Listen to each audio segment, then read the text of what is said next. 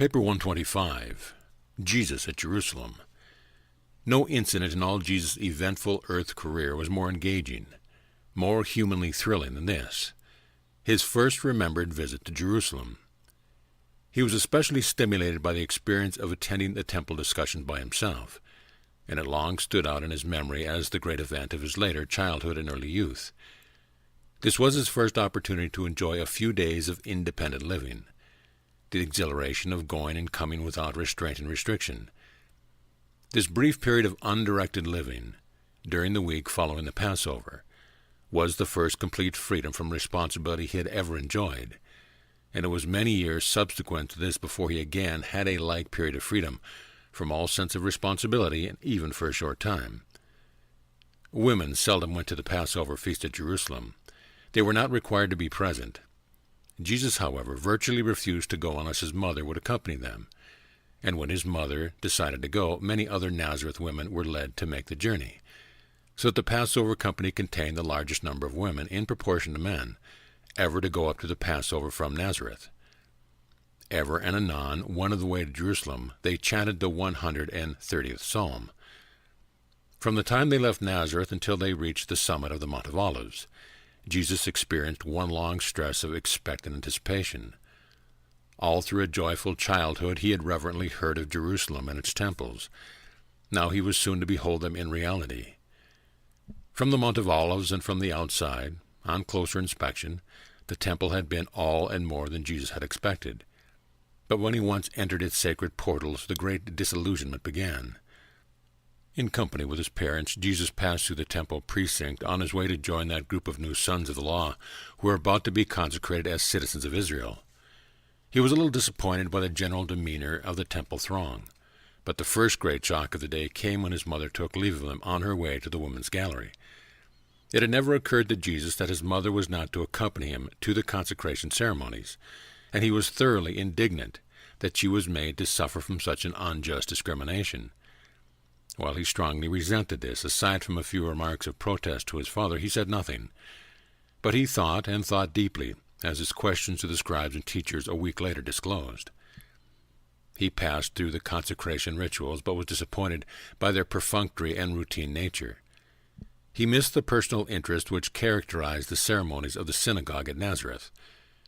He then returned to greet his mother and prepared to accompany his father on the first trip about the temple and its various courts, galleries, and corridors. The temple precincts could accommodate over 200,000 worshippers at one time, and while the vastness of these buildings, in comparison with any he had ever seen, greatly impressed his mind, he was more intrigued by the contemplation of the spiritual significance of the temple ceremonies and their associated worship. Though many of the temple rituals very touchingly impressed his sense of the beautiful and symbolic, he was always disappointed by the explanation of the real meanings of these ceremonies, which his parents would offer in answer to his many searching inquiries. Jesus simply would not accept explanations of worship and religious devotion which involved belief in the wrath of God or the anger of the Almighty. In further discussions of these questions, after the conclusion of the temple visit, when his father became mildly insistent that he acknowledge acceptance of the orthodox Jewish beliefs, Jesus suddenly turned upon his parents and, looking appealingly into the eyes of his father, said, "My father, it cannot be true. The Father in heaven cannot so regard his erring children on earth. The Heavenly Father cannot love his children less than you love me. And I well know, no matter what unwise thing I might do, you would never pour out wrath upon me nor vent anger against me. If you, my earthly Father, possess such human reflections of the divine, how much more must the Heavenly Father be filled with goodness and overflowing with mercy?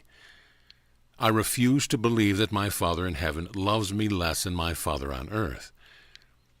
When Joseph and Mary heard these words of their firstborn son, they held their peace, and never again did they seek to change his mind about the love of God and the mercifulness of the Father in heaven.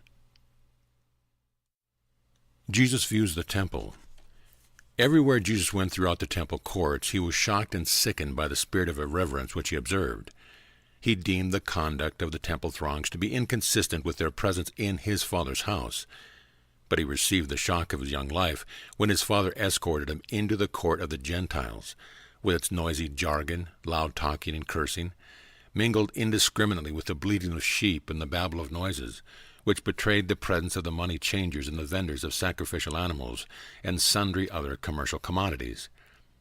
But most of all was his sense of propriety outraged by the sight of the frivolous courtesans parading about within this precinct of the temple, just such painted women as he had so recently seen when on visit to Sepphoris.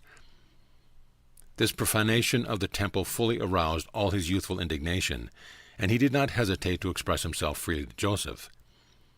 Jesus admired the sentiment and service of the temple, but he was shocked by the spiritual ugliness which he had beheld on the faces of so many of the unthinking worshippers. They now passed down to the priest's court beneath the rock ledge in front of the temple, where the altar stood, to observe the killing of the droves of animals and the washing away of the blood from the hands of the officiating slaughter priest at the bronze fountain. The blood-stained pavement, the gory hands of the priest, and the sounds of the dying animals were more than this nature-loving lad could stand. The terrible sight sickened this boy of Nazareth. He clutched his father's arm and begged to be taken away. They walked back through the court of the Gentiles, and even the coarse laughter and profane jesting which he had heard before were a relief from the sights he just beheld. Joseph saw how his son had sickened at the sight of the temple rites, and wisely led him around to view the gate beautiful, the artistic gate made of Corinthian bronze. But Jesus had enough for the first visit at the temple. They returned to the upper court for Mary and walked about in the open air and away from the crowds for an hour, viewing the Asmonean palace, the stately home of Herod, and the tower of the Roman guards. During this stroll, Joseph explained to Jesus that only the inhabitants of Jerusalem were permitted to witness the daily sacrifice in the temple, and that the dwellers in Galilee came up only 3 times a year to participate in the temple worship, at the Passover, at the Feast of the Pentecost, 7 weeks after Passover, and at the Feast of Tabernacles in October. These feasts were established by Moses. They then discussed the 2 later established feasts of Dedication and of Purim. Afterward they went to their lodging and made ready for the celebration of the Passover. Jesus and the Passover. 5 Nazareth families were guests of, or associates with, the family of Simon of Bethany in the celebration of the Passover, Simon having purchased the paschal lamb for the company. It was the slaughter of these lambs in such enormous numbers that had so affected Jesus on his temple visit. It had been the plan to eat the Passover with Mary's relatives, but Jesus persuaded his parents to accept the invitation to go to Bethany. The night they assembled for the Passover rites, eating the roasted flesh with unleavened bread and bitter herbs. Jesus, being a new son of the covenant, was asked to recount the origin of the Passover, and this he did well. But he somewhat disconcerted his parents by the inclusion of numerous remarks mildly reflecting the impressions made on his youthful but thoughtful mind by the things which he had so recently seen and heard. This was the beginning of the 7-day ceremonies of the feast of the Passover.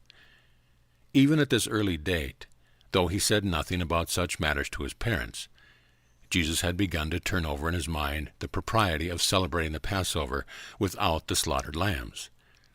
He felt assured in his mind that the Father in heaven was not pleased with this spectacle of sacrificial offering, and as the years passed he became increasingly determined someday to establish the celebration of a bloodless Passover. Jesus slept very little at night. His rest was greatly disturbed by revolting dreams of slaughter and suffering. His mind was distraught and his heart torn by the inconsistencies and absurdities of the theology of the whole Jewish ceremonial system. His parents likewise slept little. They were greatly disconcerted by the events of the day just ended. They were completely upset in their own hearts by the lad's, to them, strange and determined attitude. Mary became nervously agitated during the forepart of the night, but Joseph remained calmed, though he was equally puzzled. Both of them feared to talk frankly with the lad about these problems, though Jesus would gladly have talked with his parents if they had dared to encourage him. The next day's service at the temple were more acceptable to Jesus and did much to relieve the unpleasant memories of the previous day. The following morning young Lazarus took Jesus in hand, and they began a systematic exploration of Jerusalem and its environ. Before the day was over, Jesus discovered the various places about the temple where teaching and question conferences were in progress, and aside from a few visits to the Holy of Holies to gaze in wonder as to what really was behind the veil of separation, He spent most of his time about the temple at these teaching conferences. Throughout the Passover week, Jesus kept his place among the new sons of the commandment, and this meant that he must seat himself outside the rail which segregated all persons who were not full citizens of Israel. Being thus made conscious of his youth, he refrained from asking the many questions which surged back and forth in his mind. At least he refrained until the Passover celebration had ended, and these restrictions on the newly consecrated youths were lifted. On Wednesday of the Passover week, Jesus was permitted to go home with Lazarus to spend the night at Bethany. This evening, Lazarus, Martha, and Mary heard Jesus discuss things temporal and eternal, human and divine, and from that night on they all three loved him as if they had been their own brother. By the end of the week, Jesus saw less of Lazarus, since he was not eligible for admission to even the outer circle of the temple discussion, though he attended some of the public talks delivered in the outer courts. Lazarus was the same age as Jesus, but in Jerusalem youth were seldom admitted to the consecration of sons of the law until they were a full 13 years of age. Again and again, during the Passover week, his parents would find Jesus sitting off by himself with his youthful head in his hands, profoundly thinking. They had never seen him behave like this, and not knowing how much he was confused in mind and troubled in spirit by the experience through which he was passing, they were sorely perplexed. They did not know what to do. They welcomed the passing of the days of the Passover week and longed to have their strangely acting son safely back home in Nazareth. Day by day, Jesus was thinking through his problems. By the end of the week, he had made many adjustments. But when the time came to return to Nazareth, his youthful mind was still swarming with perplexities and beset by a host of unanswered questions and unsolved problems. Before Joseph and Mary left Jerusalem, in company with Jesus' Nazareth teacher, they made definite arrangements for Jesus to return when he reached the age of 15, to begin his long course of study in one of the best-known academies of the rabbis. Jesus accompanied his parents and teacher on their visit to the school, but they were all distressed to observe how indifferent he seemed to all they said and did. Mary was profoundly pained at his reaction to the Jerusalem visit, and Joseph was profoundly perplexed at the lad's strange remarks and unusual conduct. After all, Passover week had been a great event in Jesus' life. He had enjoyed the opportunity of meeting scores of boys about his own age, fellow candidates for the consecration, and he utilized such contacts as a means of learning how people lived in Mesopotamia, Turkestan, and Parthia, as well as in the far western province of Rome. He was already fairly conversant with the way in which the youth of Egypt and other regions near Palestine grew up. There were thousands of young people in Jerusalem at the time, and the Nazareth lad personally met and more or less extensively interviewed more than 150. He was particularly interested in those who hailed from the far eastern and remote western countries. As a result of these contacts, the lad began to entertain a desire to travel about the world for the purpose of learning how the various groups of his fellow man toiled for their livelihood. Departure of Joseph and Mary. It had been arranged that the Nazareth party should gather in the region of the temple at mid-forenoon on the first day of the week after the Passover festival had ended. This they did and started out on the return journey to Nazareth. Jesus had gone into the temple to listen to the discussions while his parents awaited the assembly of their fellow travelers. Presently the company prepared to depart, the men going in one group and the women in another, as was their custom in journeying to and from the Jerusalem festivals. Jesus had gone up to Jerusalem in company with his mother and the women. Being now a young man of the consecration, he was supposed to journey back to Nazareth in company with his father and the men. But as the Nazareth party moved on toward Bethany, Jesus was completely absorbed in the discussion of angels in the temple, being wholly unmindful of the passing of the time for the departure of his parents, and he did not realize that he had been left behind until the noontime adjournment of the temple conferences.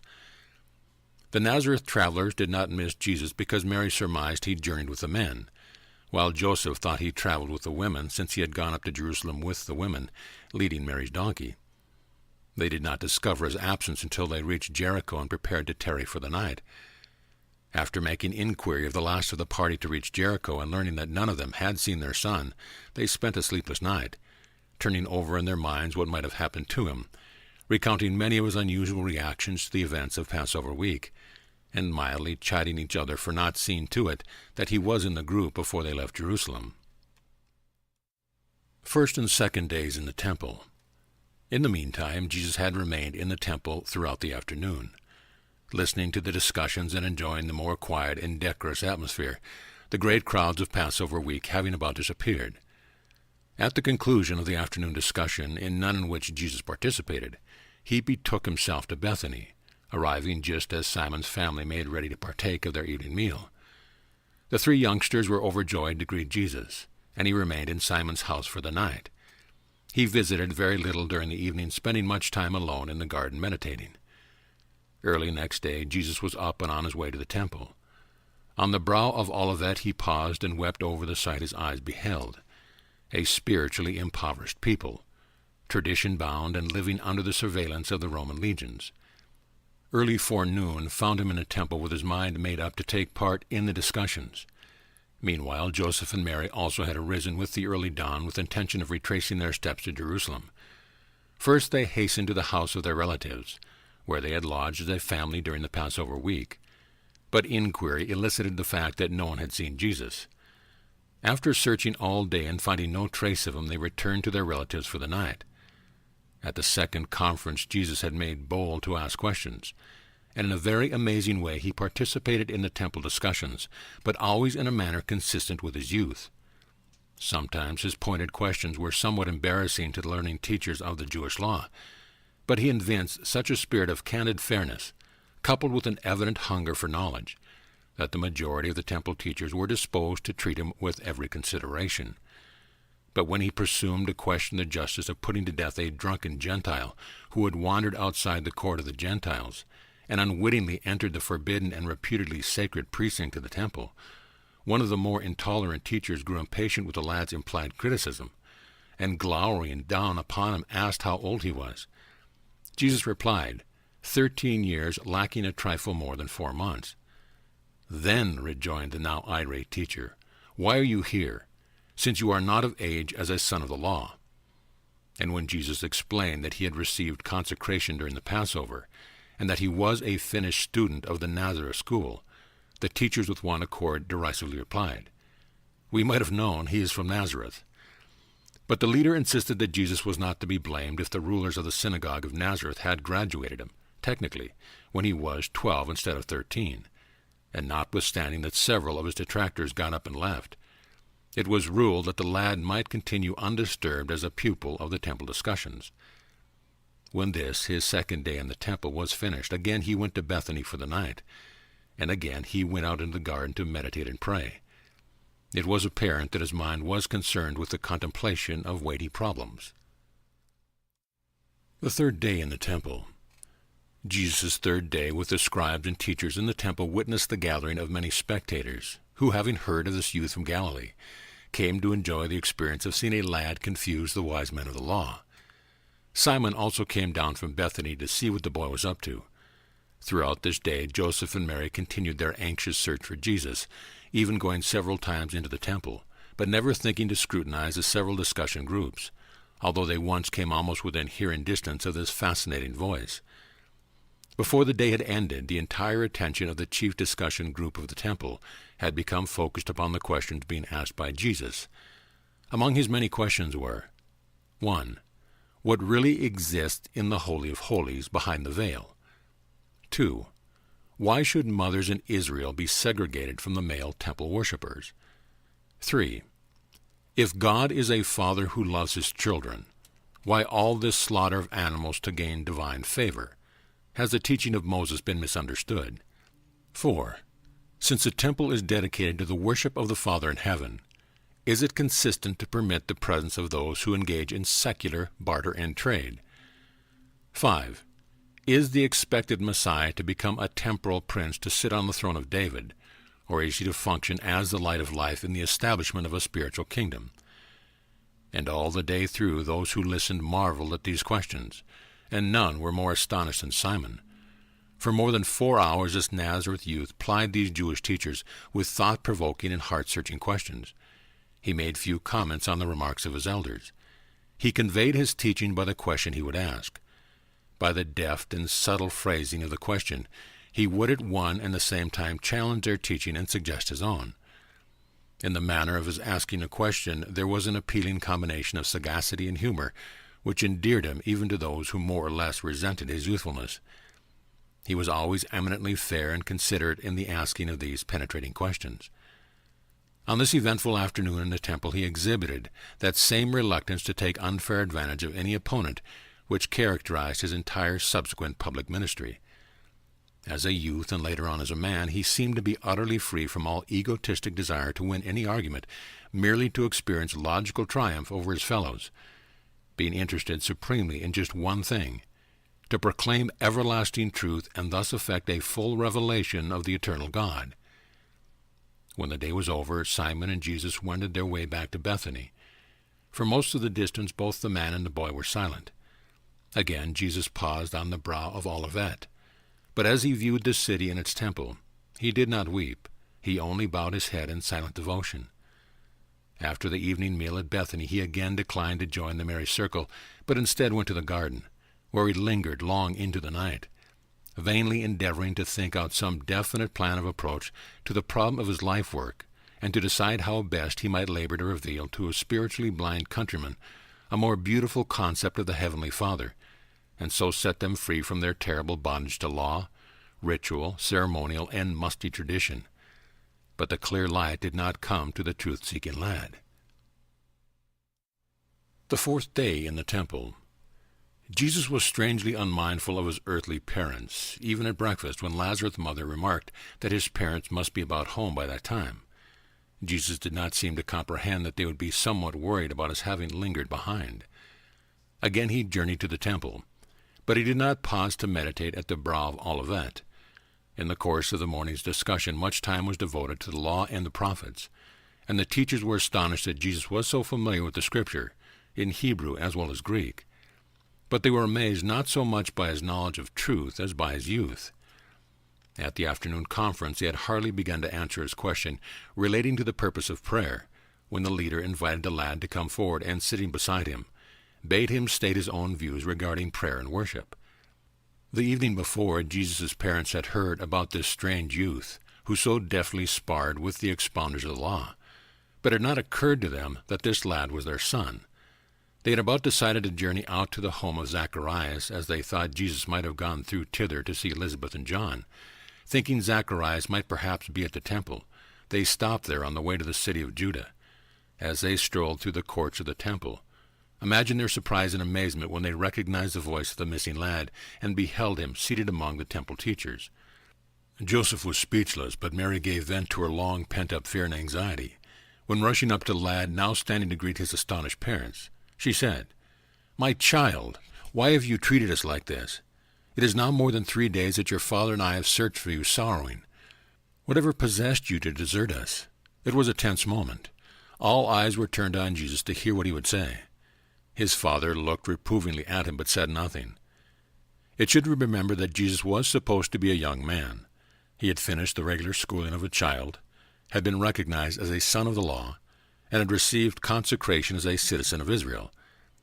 And yet his mother more than mildly upbraided him before all people assembled, right in the midst of the most serious and sublime effort of his young life, thus bringing to an inglorious termination one of the greatest opportunities ever to be granted him to function as a teacher of truth, a preacher of righteousness, a revealer of the loving character of his Father in heaven. But the lad was equal to the occasion. When you take into fair consideration all the factors which combine to make up this situation, you will be better prepared to fathom the wisdom of the boy's reply to his mother's unintended rebuke.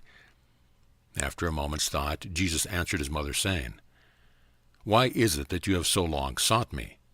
Would you not expect to find me in my Father's house, since the time has come when I should be about my Father's business?" Everyone was astonished at the lad's manner of speaking. Silently they all withdrew and left him standing alone with his parents. Presently the young man relieved the embarrassment of all there when he quietly said, "Come, my parents, none has done aught but that which he had thought best. Our Father in heaven has ordained these things. Let us depart for home." In silence they started out, arriving at Jericho for the night.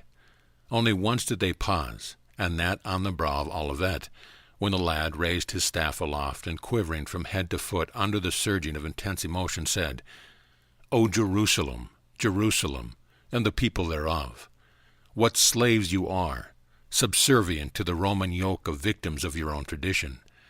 But I will return to cleanse yonder temple and deliver my people from this bondage.